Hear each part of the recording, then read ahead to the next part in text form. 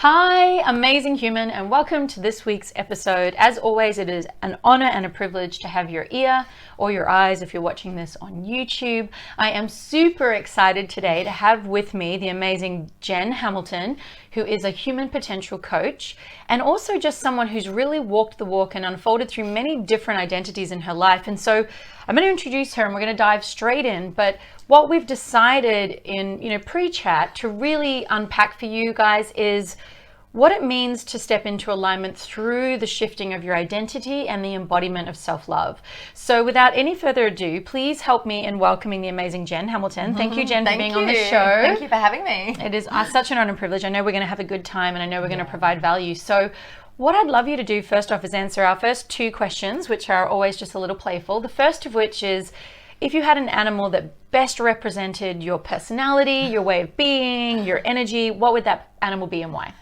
Okay, so I'm going to go with the dolphin because I love the ocean and dolphins are the only other mammal that have orgasms for pleasure. Wow. Hashtag interesting fact for the day. Dolphins have orgasms for pleasure. Well, yes. I'm a big fan of dolphins and now I know why. So that's awesome. I'm a big fan of orgasms. Yes. Well, there we go. You and me both, sister. Love that. Okay, and then what would be the superpower that you would choose to have if you could have any superpower?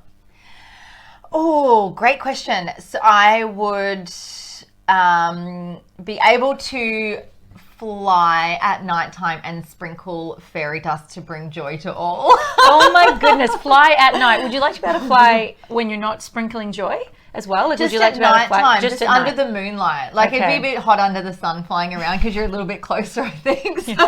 You could do it nude and tan at the same time. There you go. Actually, I like that. Yeah, you could take care of yourself in the day and then sprinkle joy at night. I love it. Let's keep your options open. I want you to have both. But that's beautiful. That's a very specific superpower that I have not heard before. I do love that. I love that. All right. So Jen, tell us, what is a human potential coach and how did you come to be this in your life? Yeah, so as a human potential coach, I work with a number of modalities. So I'm trained in clinical hypnotherapy, strategic psychotherapy, NLP master practitioner, theta healer, energetics, holographics, all the things. And basically, it's taking all of these modalities that I know that work with the power of the mind and using, different mindset and, the way, we can just bring our magic forward to, live a really epic, incredible life. So for the person listening who's like, okay, live an incredible life. Well, my life's pretty okay. For most people, let's admit, if you have access to whatever platform plays a podcast and a device to play the podcast, we can argue you're already in the top whatever percent of the world. So why would someone who feels like life is pretty good want to seek out a human potential coach? Yeah, good question. What's the thing that you help people shift beyond, living a better life? What does that mean on a tangible level? Yeah, so I really work with clients to express their truth, so understand their truth and then move through the blocks to help them express it further, to live, feeling empowered, feeling that they can take on the world, feeling that they can push past the blocks that hold them back in life. And it really does come down to mindset. And what I help my clients do is through the hypnotherapy, we can load up new thought processes, using the subconscious as opposed to, the conscious mind with the critter brain involved and the ego and all of that. And then the psychotherapy component is looking at why people behave a certain way as well. And then we can take, the NLP component, so neuro-linguistics programming for those that haven't heard of NLP, to then start to shift the language of the mind. And so what would be the results that all those big words would actually deliver? So the results include a really different experience of life. And I know that it sounds sort of really quite out there, but to change your mindset is to change the experience that you have. To change the assumptions that you have that lead to a conclusion about something changes your experience. Yeah, completely. And so the person who's listening that would be the ideal, person to benefit from this, would they be someone who's experiencing stuckness in a relationship? Are they someone who doesn't know what they want to do with their life? Like, what are the people? I know that you help people across the board because it's any potentiality that you can help them with, but I'm curious, like, who's your ideal or what's the person that you're like, oh, that thing, I do that all the time because that seems to be a really, what's the area that we're most stuck in, I suppose? Where are we most out of truth with ourselves, do you find? The people that understand that they've got a block and that want to shift through it but don't know how to shift through Okay. it. Also, for the people that want to play in what I refer to as the woo-woo, so that the people that understand the spiritual side of life as well. So if we look at karmic ties and soul contracts and the quantum field and all these stuff, all these things that sometimes sound a little bit out there, which is why I refer to them as woo-woo, but I play in that field. So the clients that come on board with me play in that field also, or want to play in that field, that want to understand, metaphysics as well as, just the standard physics, basically. And so stuckness, when people are having a block, that could be they're not able to achieve a result they want, or could it also just be that they're feeling things they don't want to be feeling? Yeah, definitely both of those. So moving through the blocks that hold them back from speaking their truth and living their best life, because when we speak our truth and we live our truth, we see and hear the truth in all things. So it's really sort of about being able to see life from a different perspective and then live a life from a different perspective as well. And let's talk about how you came to be the person that helps people with this. I'm imagining there's some, as often is the case, that the mess is the message, or the what we've had to move through. So if that's true, can you explain to us how you personally have arrived at a sense of truth and what you've had to move through to get to that? Share your story with us. Yeah, absolutely. So I love that you say the mess is the message. And, I come from the space of the wounded warrior. I've been through, I had a fairly, great childhood growing up as much as possible. But one thing I've known to be true always is that I want to help people. And I've always had that in me, and going through different careers in my life and always just sort of being like, there's more. But there was always a level of self-talk that was quite negative through, especially through my 20s. Looking back now, I'm going to say early 30s still. We're not quite mid. But, looking back through my 20s of the self-talk that I had that really sort of kept me playing small. And now exploring and opening, my mind to what the beliefs were. Looking back going, oh my gosh, I feel like I'd lost so much time. So looking back, the beliefs were that I wasn't smart enough to go to university, or I wasn't good enough to approach a certain person if I was interested in them, or be a certain role in a job. And so all of these things were holding me back. And then this reflected in relationships as well. And I was settled in a relationship for a number of years and had 2 kids. And what I was experiencing was just a lack of self-love. And I didn't realize this because I just thought, self-love talk was just for wankers, really. Okay, good. Yeah, at the time I was like, as if you talk to yourself like that when you can just be hating on yourself instead, because that feels more comfortable in that, because that's what I knew to be true, leading right up. And so it wasn't until I started, experiencing a separation with the father of my children, feeling that I wanted to leave and have a different life completely. I just wanted a different experience. But then I started to realize that I loved him, but I loved me more. Deep down inside, I loved me more. And we just didn't meet each other at the same level. We weren't growing and evolving together. And we, after many discussions about it, we decided to separate on really good terms. And then I started doing the work on myself. And then even though I was in quite a dark space, I had people around me that believed in me, that helped me see the person that I was and the person that I could become, and really what my potential was. Yeah. And so I just kept going with that. I did the workshops, I did the courses, I did what I could do on myself, the retreats overseas and the things. And then after a little while, and it was at one of your events that I had come along to, I decided to give myself a break. I decided in that moment, would I speak to my best friend this way, the way I speak to myself? And it was a hell no.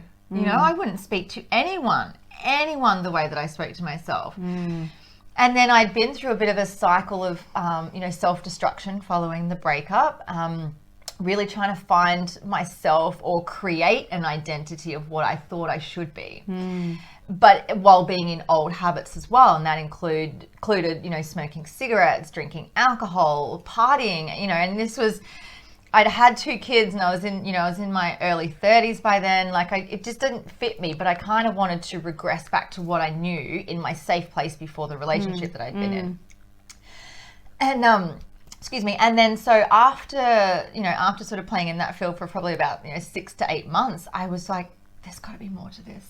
There's got to be more. So I started really focusing on doing the work on myself. You know, I started nourishing my body again. I started speaking to myself as if I was, you know, the best thing on the planet, you know, and just gave myself a break. And it felt good. And I was like, oh, this is what all those wankers are on about. Those wankers are onto something. They really, and I was like, oh, this feels good. And then it was almost, I actually ran guilt for a little while to feel good about myself. Yeah. You know, to feel like, oh, do I have a right to feel this good? Especially when I'd gone through this separation and I'd just broken someone else's heart. You know, how dare I start to feel good in myself when I am the cause of someone else's heartache. Yes. So I did a lot of work around that, you know, working with coaches and mentors and, you know, reading things and, you know, listening to podcasts. And I was like, okay, cool, maybe I don't have to carry this. Maybe this isn't mine to carry.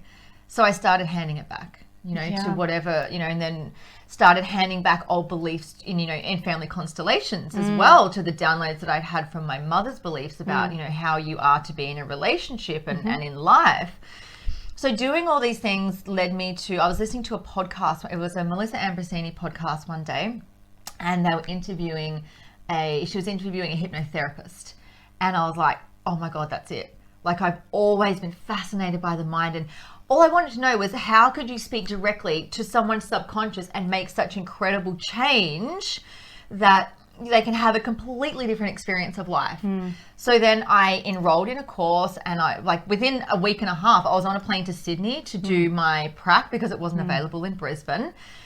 And there I was, you know, sitting in this course that I didn't even believe that, you know, at one time that I could go on and do, you know, a course even, because I was too old or I wasn't smart enough, like all these things that I was running.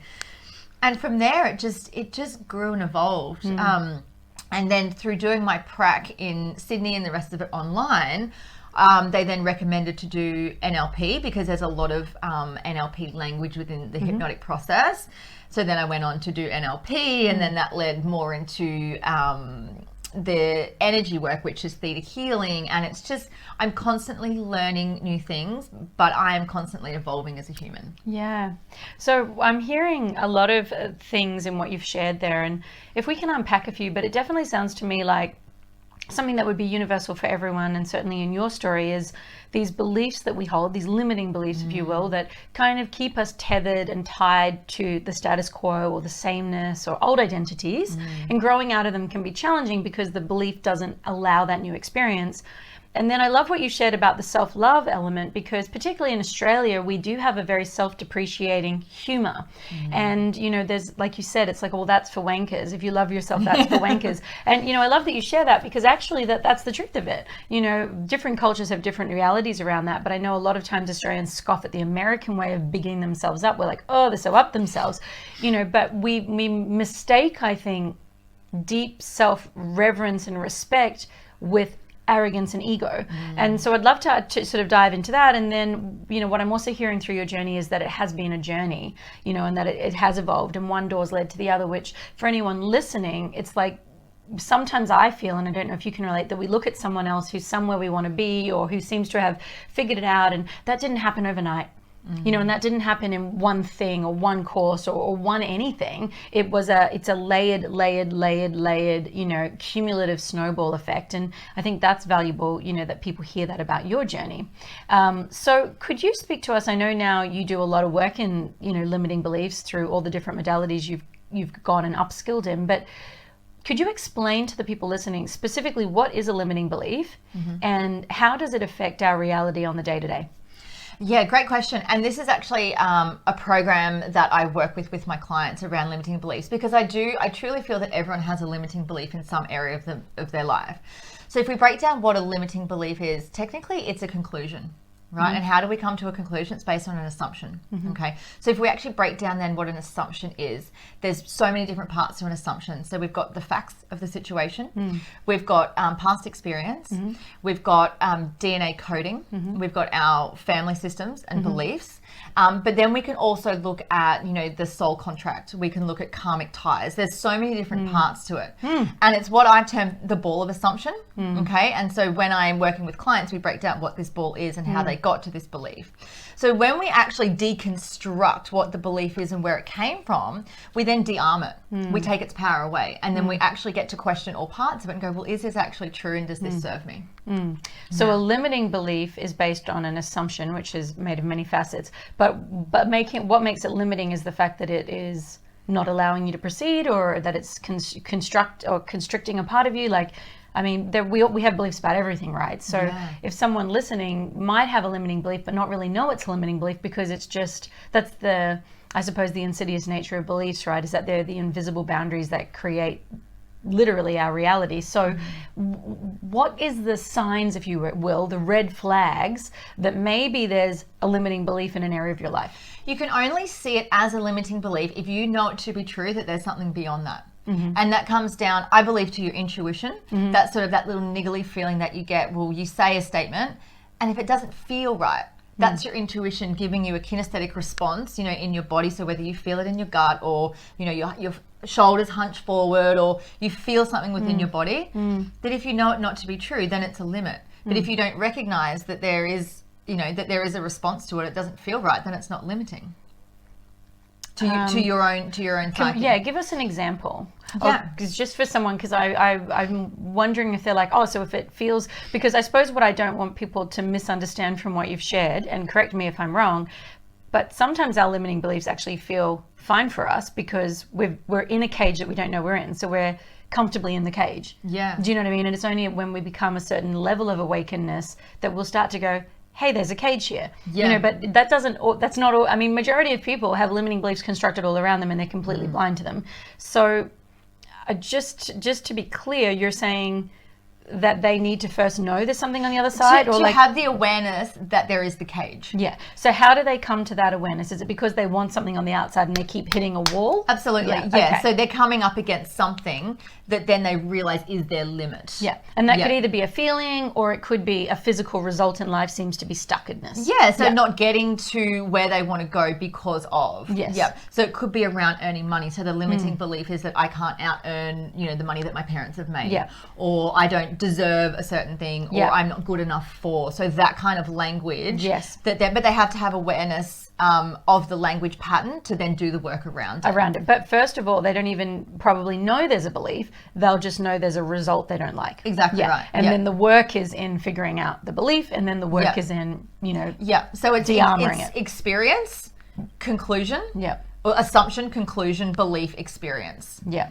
Okay, so we look at what the experience is. We realize that there's a belief, which is the conclusion made of the assumptions, and then we can change the experience. Okay, great. Yeah. So what about, how does limiting beliefs parlay into self-love? And specifically, how would you describe self-love? Like when you said, I started to become aware that I wouldn't talk to someone else like that. So I was like, why am I talking to myself like that? And so, what would you say through your experience self-love is, and how does it work in with limiting beliefs? Yeah. So self-love to me is self-respect, self-worth, looking after my vessel, my meat suit, having thoughts that serve me, believing in myself, as well as, nourishment, moving my body, putting the good things in my body, putting the good things on my body, surrounding myself, with great people, great company. And it's just, for me, like self-love is so many different components, that make it up to be, this little love bubble that you're in for yourself, and being able to give yourself a break as well. So, realizing the negative self-talk and then being able to go, do you know what, that doesn't actually feel good to me. But then also being able to connect with yourself and understanding the response that your body has to it. Because if it doesn't feel, like I'm a very kinesthetic person, I don't feel this good. If I was to say a negative statement to myself, there's a part of my body that would just be in there screaming, this hurts, this stings, please don't speak to me like that. you know, because I've learned to love all parts of me. You know, the good, bad, the wobbly, the jiggly, the stretch. Do you know what I mean? But then how do we get to that place for people listening who are like, maybe the self-talk is negative, but it's negative all the time. So they are like, it doesn't sting. Do you know what I mean? Like when there's a thing, like if you keep whipping something, it becomes numb. And I feel like a lot of people's relationship to self is at a point of numbness or just conditioned pain to the point that they don't realize that there's an alternative. So if you were going to give, you know, a couple of tips to the listeners around what they could do to begin a journey to self-love, what would be the starting steps that you would suggest? Yeah, and this is something that I work with my clients as well. So I start with a love letter, writing a love letter to yourself. And really just as if you would write to your best friend.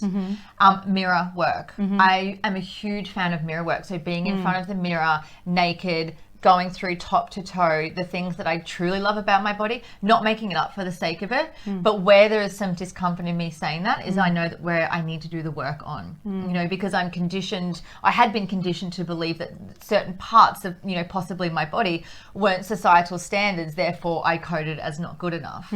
But then I realized all parts of my body so beautifully function and I am in such great health and that I can do things as well to, you know, if I don't like, you know, my weight at the time, or if I'm not, you know, if I want to tone something up, that I have the ability and the capacity to be able to do that. So loving the journey of that. So loving where I'm at, then loving the journey to, you know, create a change. Yeah. So love letter and mirror work, I'm a fan of both of those too. We do them in Dream Builder. And I think they are really powerful. I think they're really powerful because they just, even when they're challenging, what that shows you is the inability in the present moment to communicate to yourself in a way that you would another. Because so often we don't treat ourselves even remotely like we treat others. And therefore that's why we feel the way we feel. And that's where I think sentences like, you know, we can't love another till we love ourselves, etc. come from.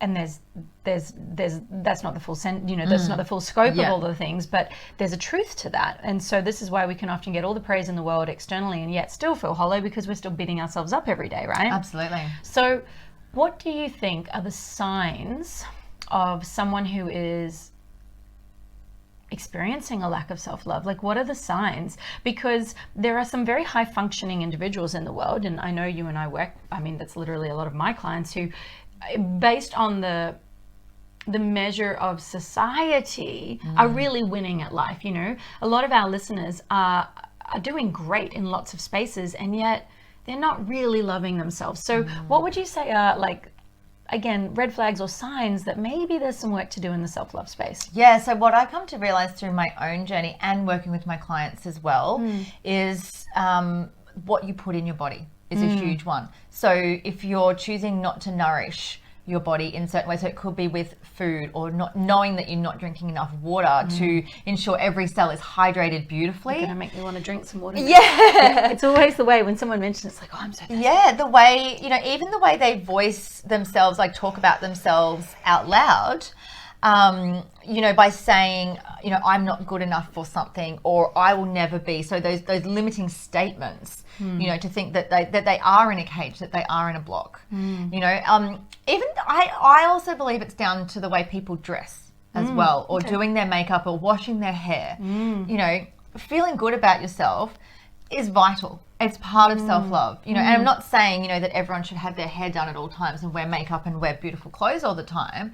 But if you do those things and they help you to feel good, then go ahead and do them. Yeah, I'd actually like us to expand that conversation point, Jen, if we can, because there's kind of, at the moment, we're at a juncture, I feel, in the media, particularly social media, around this self-love concept where, you know, we're finally, and I think it's a great thing, seeing representation of a much wider spectrum of bodies, and bodies with stretch marks and bodies with loose skin, you know, in the women's space, particularly after childbirth, etc. And I think that's unbelievably valuable. And yet what I'm noticing is kind of this pushback, almost like it's the one thing I watch when I observe objectively society, and you know, we're seeing it currently in the race wars and things like that too, is this thing of, well, you've been doing it that way for so long, this is actually where we need to be. And then there's almost a rejection of any any aspect of yourself that wants to improve your body, like you said, or any aspect of yourself that might want to feel pretty, look pretty. It's like, well, you're supposed to love yourself with all your marks and your scars, and you're being really superficial now because you want to lose weight. And so I'm observing that, and I think what you're saying is valuable because, you know, I think we both know people that literally it's so foundational. Get out of bed, get out of your pajamas, wash your hair. You know, the basic self-care does speak to self-love. You know, feed yourself good food, move your body. Those kind of things are so fundamental. And then, yeah, like days when you're maybe having an energetic slump, like putting on some makeup, putting on clothes, it's a state change, isn't it, essentially? It is. And so what would you say around particularly this current trend of, you know, embrace all of your bits, which I know we're both pro, like I know that. And there seems, do you know what I mean about this pushback against this, like, well, don't, you know, if we want to lose weight or we want to tone up, there's this almost judgment because you're supposed to love your body anyway. And obviously you don't love your body because you want to change your body. So can you just speak to that? Because I feel like we need more voices that are kind of towing that midline. Absolutely. And this is where polarity comes into it, because we've got extremes, right? And when you can see both ends of the spectrum and when you can understand the polarity of it, you then get to dance in the middle of the duality, which is the two sides of the one coin. Yes. Right. So you can see that that there is a movement, but then there's the opposite as well, which is fantastic, because if you can see both, you dance in the middle. And so by being able to dance in the middle means that you get the choice, right? That you get to choice to see both and then show up on the spectrum where it feels good for you. The way I practice it doesn't necessarily mean that anyone watching this has to practice it in the same way. But as long as we can see it, as long as we can recognize what it is that makes us feel good. So even though my experience is washing my hair, doing my makeup, wearing nice clothes, going to nice places, eating good food, that might not be someone else's, you know, tangibles. Yes. However, people can see it, that what feels good for me, and they can then duplicate into what feels good for them in whatever capacity that is. Yeah, and I don't know if you would agree, but I'm going to add to that. As I sit and feel into it myself, I think a lot of it comes down to intentionality and self-acceptance. So what I mean by that, if your intentionality in moving and eating well is to feel better and to feel expansive and to feel high vibration, that's an act of love. If your intentionality behind moving is conforming to an external mold of beauty and you're not satisfied with yourself, then energetically we can already feel the weight of that. So I think intention is so big, and particularly in this conversation around comfort with body, I think even though others may judge whatever you're doing, if, you know, and for me, you know, makeup and hair is not, like, I would be more movement and getting around in my tracky dacks is like an act of self-love because I just love it. Yeah. Comfort is such a big thing for me. And I like to sometimes dress up, but it's not something I do in the day to feel good about myself. For me, it's more like moving. Moving is like my go-to. And then, feeling comfy in things that feel good on my skin. So it is interesting. And I think, I don't know if you'd agree, but like, it's like that intention of nourishing yourself for yourself, irrespective of that narrative that the external world is placing. Knowing what it is that nourishes you. Yes. And then speaking into that. Perfect. You know, feeling, so like you said, you're all about the tracky dacks and, you know, feeling comfortable. Perfect. That's your thing. Yes. And my thing is washing my hair. Yeah. And if I am going out, to put makeup on. Yes. But I also love the tracky dacks as well. Yeah. I love nothing more than, or just being in tights at home and some slippers and a big daggy jumper. And that's bliss. And that's the wholeness piece, isn't it? That's the parts. Yeah, we all have all of them, but we've sometimes just got to feed some more than the others. So what about then, you know, with you know, you were saying before the shifts in identities, like going from the smoking and the partying and those old habits. And I know we're going to have people who are listening who are like, yeah, I want to give up, you know, that habit of going to bed really late, or drinking, you know, a bottle of wine every night, or being in the habit of not exercising, or being in the habit of always talking about wanting to start the business and not starting it. It's like stuck in the old habit, right? Whatever that may be for them, or, you know, having affairs and I don't want to be having affairs, like whatever the thing is. And it's different for everyone. But what would you say as someone who's definitely, you know, and I've known you a long time, and we've done a lot of work. And in fact, one of the trainings that you did years ago was through the School of Growth certification for coaching. And then you went on to add layers and layers more. But I remember back then, in fact, prior to them, probably in a year or two before that, the Jen that I met, and then the Jen, I can literally, to me, it's like they're stamped by the years. Yeah. And when you talk of, there is transformation, and I often say, and I know I'm going around, I'm going to come back to this question, but I often say the greatest gift that I have as someone who works in positive change facilitation is people like you, Jen. And, I've, interviewed Anthony, and I've interviewed so many people that for me are the embodiment of 180 transformation, which I know there are so many people out there who struggle with change. They just struggle with change, and they because they struggle with change, it's the evidence that affirms the belief that it's not possible. We have in our society, a leopard never changes its spots, or you can't teach an old dog new tricks. We have all of these conditioned language patterns that affirm, it's impossible to change, and yet every cell in my body knows that it's possible. And then there are people in my world that I'm so grateful to have in my world who are the perfect example of potentially at some point in their life being irresponsible adolescent delinquencies. You're not referencing you there, but I love that you're like, that was a bit harsh. I'll take it.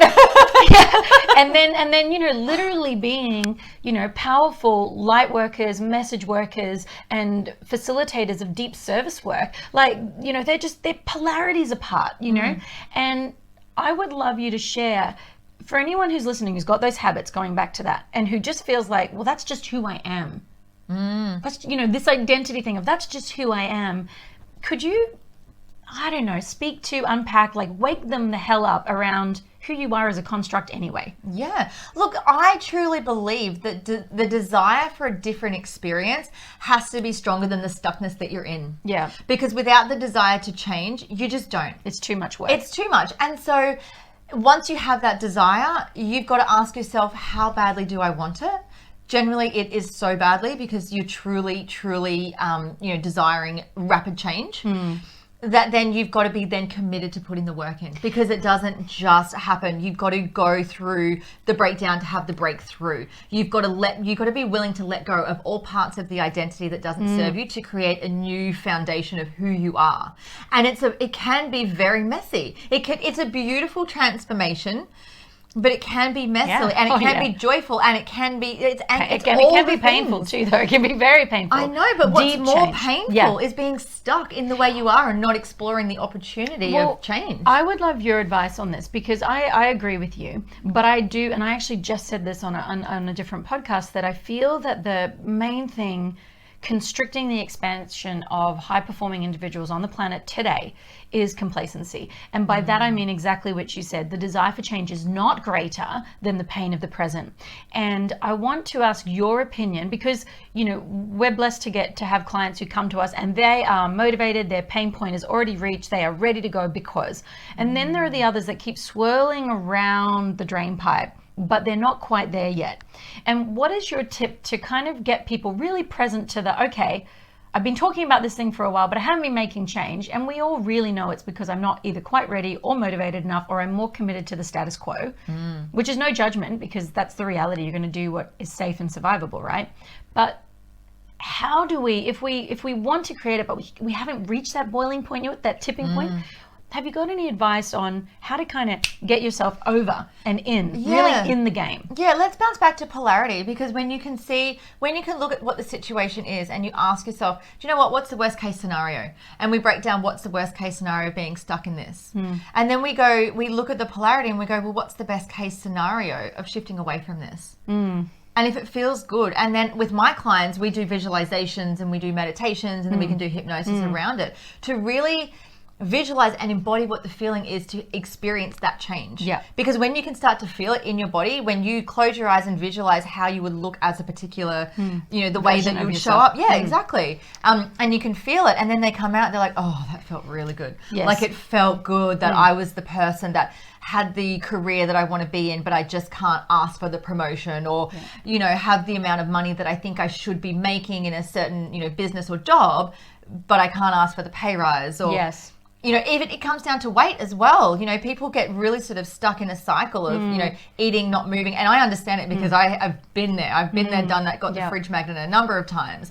But then I realized, well, hang on, let me close my eyes. Let me just drop into how it would feel to have, a fitter body, to be more toned, to, you know, feel nourished, to have that glow about me. And I was like, oh, that feels good. That feels good. And then I started making the change because the desire for change was so much stronger than where I was at. Yeah. And it's funny, I mean, and I know you've done Dream Builder, but Dream Builder is a polarity-based experience. Oh boy, it is. It is literally helping you code in and then also polarize against it's a leveraging tool to help people create change, which is why I really love that program. But in listening to what you're saying, and I want to be clear for the people who are listening to us today, we don't mean just like closing your eyes and being like, oh, that feels nice. We mean truly cellularly feeling it, going beyond what you currently can even fathom or imagine, and go, what would that touch and what would that affect? And then breathe it in and cellularly and somatically in your body feel it, because until we get to that point, there really is no desire to shift. And I would say that, you know, and this is the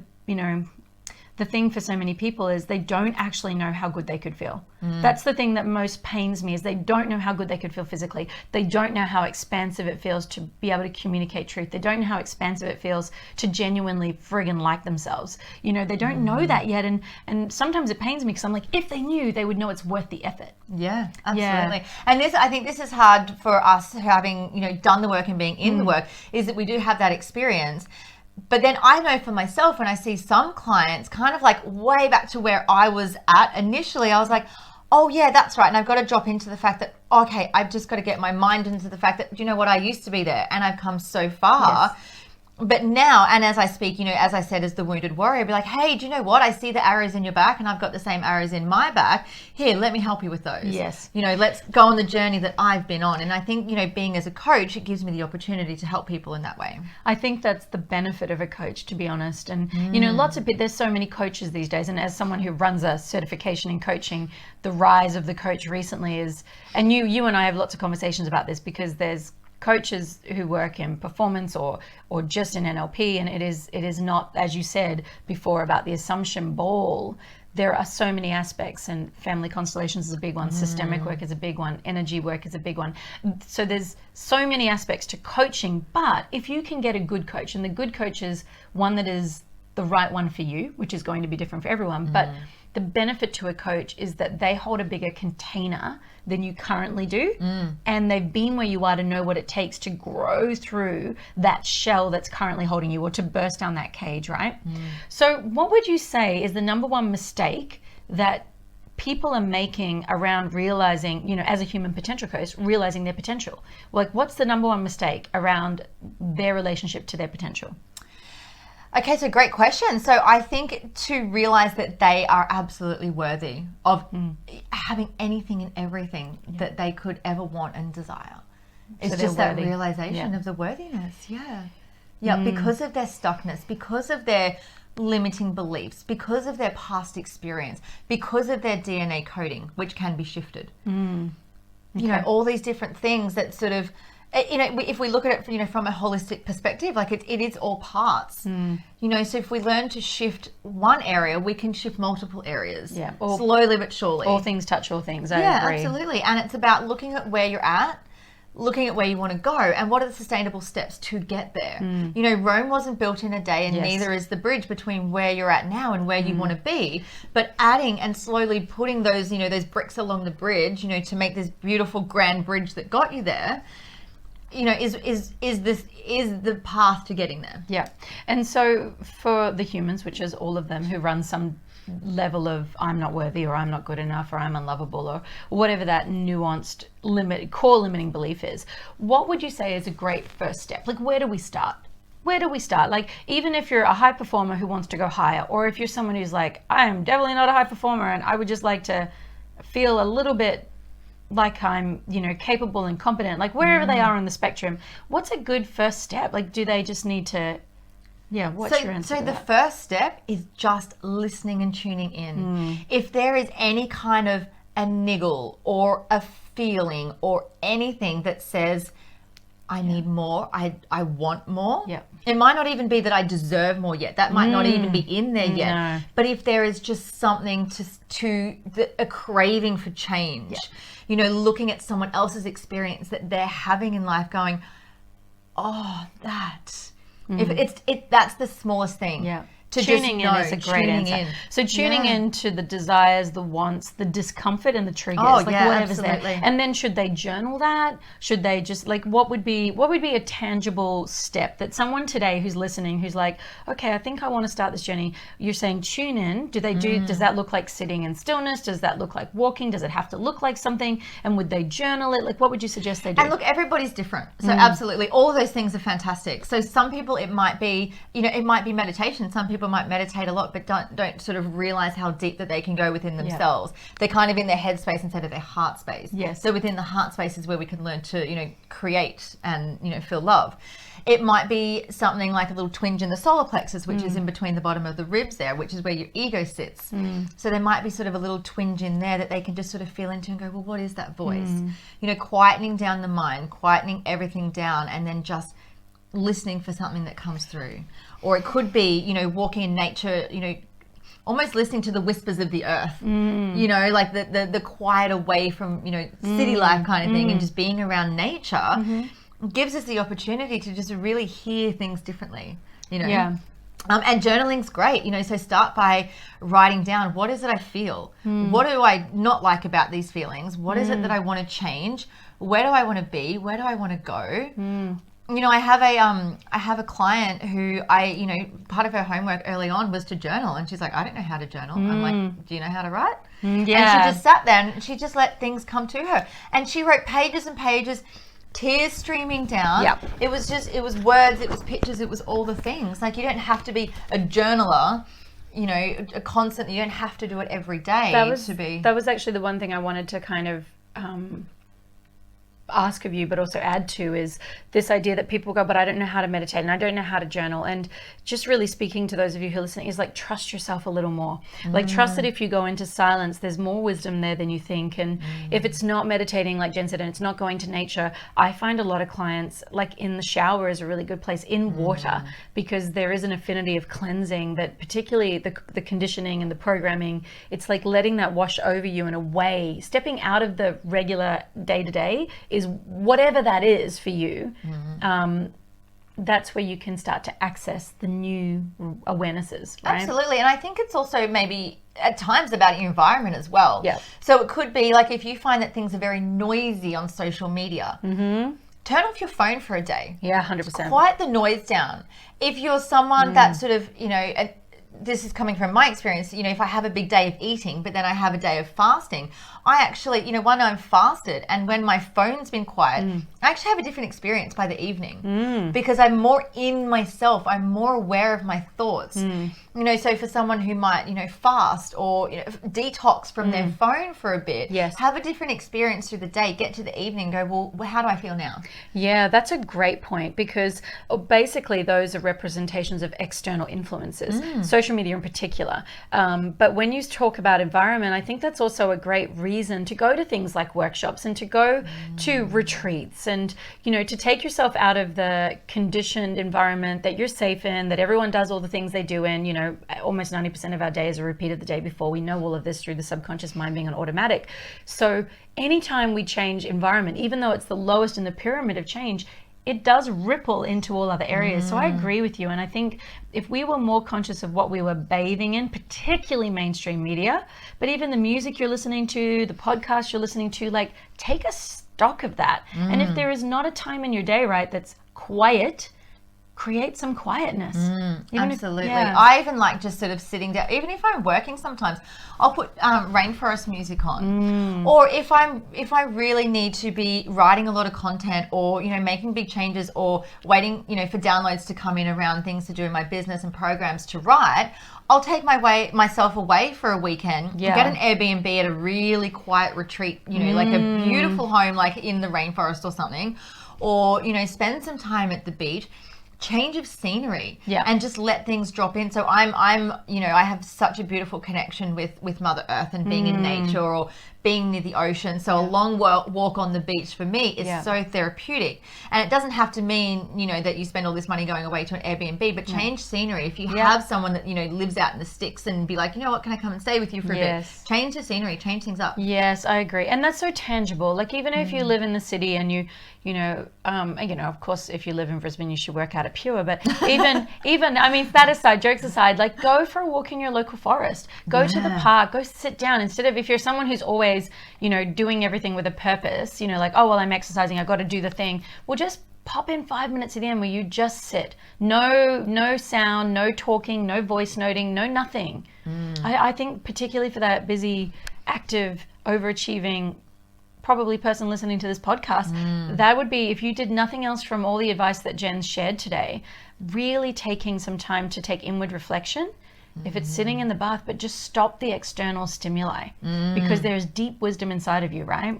Absolutely. Like a bath in the dark or with a candle on, like even without music, like just that, especially because like bathrooms just kind of like echo silence. Do you know that sensation where it's just, it's so quiet, but then just give your mind the chance to listen. If your mind's racing, then start. I do containers, so I file things in my brain. I put them into containers with, like, I'm a Virgo, so I like, they're all like color coded and they've got labels in there, and then they've all got lids, and you know, I kind of container things up. And if it is still too noisy or too fast, then I look at what I put in my body. Have I had too much caffeine today? Because 9 times out of 10, I'm just, you know, probably a little too caffeinated.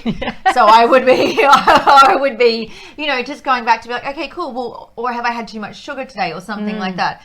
So if the mind's not quiet and still, then you got to start asking yourself why. If you can't, you know, compartmentalize and then quieten it down a bit, then maybe start looking at why. But definitely what I would add to that, just to tack on, because I agree with everything you've just said, would only also be that if this is a new practice for you, if taking stillness, taking silence, slowing down, presenting and pausing is new for you, then be prepared for it to feel uncomfortable because it's new. So when I first started to do this, and I was the most of the fast mind, crazy, productive, do, that it was actually painful. It was like, enough of this. Well, and, or, you know, I'd be wanting to like multitask it. You know, can I, I don't even know, create something, bake something from the bath, like whatever it is, like, you know, so just no, it's just a no. And notice that you might really resist that at first. And don't think that you suck at it and you'll never get it. Just be okay with right now, you suck at it and you're resisting it. And the more you sit with it, the more ease-filled it will become. That would be my biggest advice, particularly given my personal journey of resisting it. So Jen, aside from you know, your amazing journey and the things that you now help people do, and you know, we've unpacked a lot about limiting beliefs, I'm curious for yourself, because you know, often people think, oh, coaches, they've got their shit together, they know everything because they've studied so much. So what are you personally working on, unpacking, unfolding, growing into, expanding? What's your edge right now? I love that, because I'm working a lot with my edges now. And you know, as a coach, I have a coach and I have mentors around me, because I need to find my edges and I need someone to help me see my edges, because even though I teach the work, I've always got to be doing the work as well. Yeah. So I teach people how to live in their truth, you know, to speak their truth, right? That's my magic to the world. And so for me, I've had to realize what my blocks are and then speak them. And my edge came, you know, and I'll share it personally. I had to convey a message to someone that I had quite deep feelings for recently, because it was stuck in me, it was blocked, and it had been there for a little while. And, you know, my coach had said to me, she said, you know, if there was one thing that you had to do to push you to your very edge, what would it be? Straight away, I went to, I have got no idea.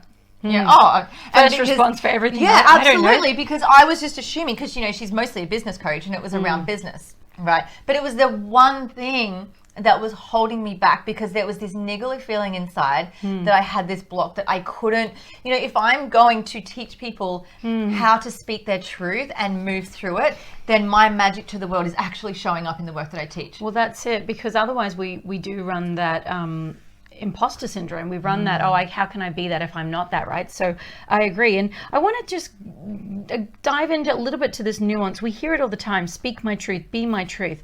What is a sign for someone that they're not speaking their truth?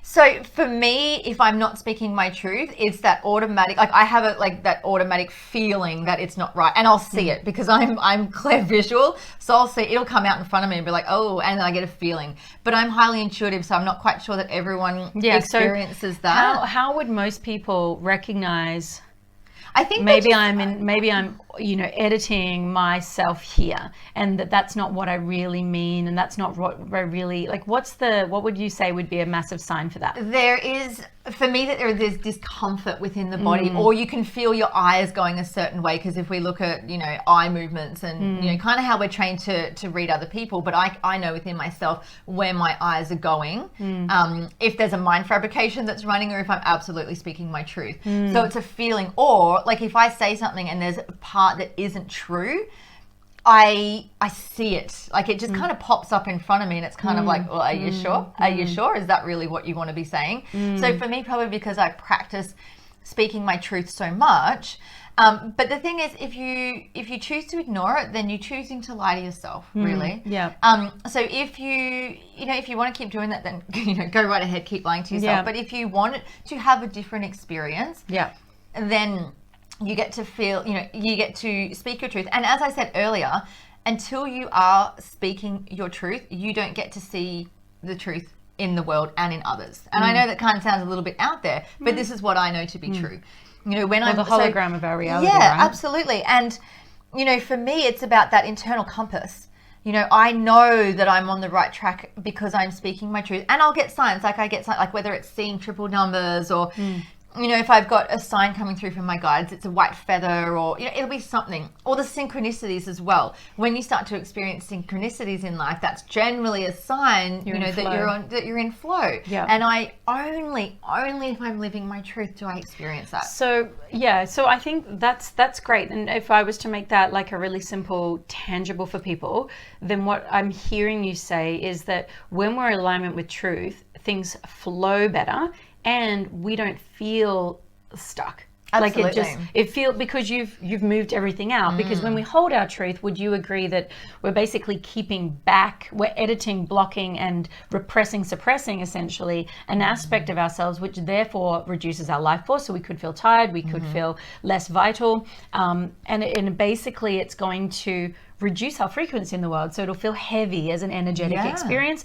and therefore that's also limiting what's available to flow through you, which is why very often full expression of truth does equal synchronicities and flow in life, because life is flowing through you as it should in alignment with truth. Absolutely. Yeah. And I love that you touched on frequencies as well, because then from that higher frequency is where we're able to, manifest more of what we want and what we're putting out there. So when we're at a higher frequency, manifesting higher things, amazing things are coming at you, amazing experiences, whether it's, an abundance of, money or health or friendships or, sparkly things, whatever it is that you're wanting to manifest, it is coming into your life, and it's almost coming at a pace that you don't realize how fast it is, because you're just living this high frequency. So you cannot, you can't experience, happiness and joy and, high frequency feelings by not speaking your truth. Yes, I agree. Yeah. All right. So thank you for sharing what you're working on. And then if we were to give some rapid fire answers to the next three questions.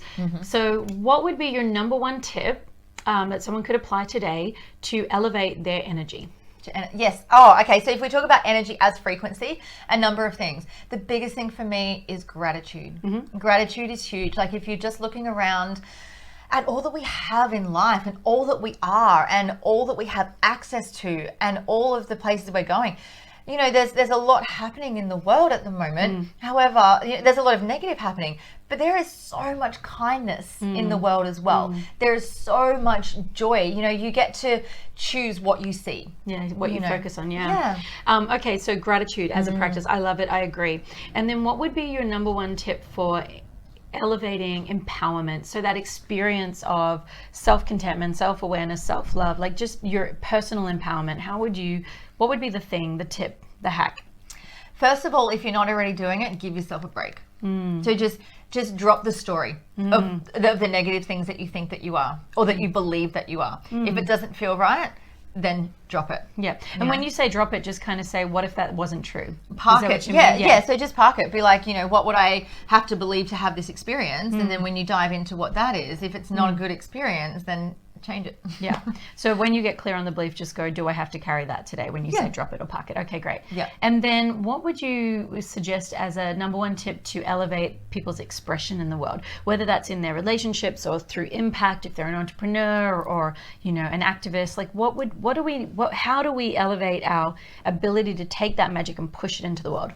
I think this comes back to, you know, the self-love, self-awareness and self-worth, knowing that you have all the things that you need in you to then move forward. You know, trusting yourself that, you know, your message, whatever it is, that it is valid in this space. Like, it's an absolute miracle that we're even here. Absolutely. You know, so why not appreciate the miracle that you are and take that miracle, find your magic within you and then move it through you. Yeah. And it doesn't have to be received by everyone in a particular way. So letting go of, you know, the expectation of how it will be received and just get it out there. Yeah, I actually think that's a super valid point, that if we were to let go of the idea that we need to be for everyone, then we can show up fully for the people who are ready to receive us. 100%. That's another thing that I'm moving through as well. You know, the more I share my message with the world, it might be met with people that just don't understand it or align to it. And you know what? That's okay. Yeah, that's totally okay. And then if we were, just last question is, if someone was to have, like if this podcast got deleted, which hopefully it does not, but let's say what you're about to share, this next sentence is all anyone ever gets to hear from Jen Hamilton.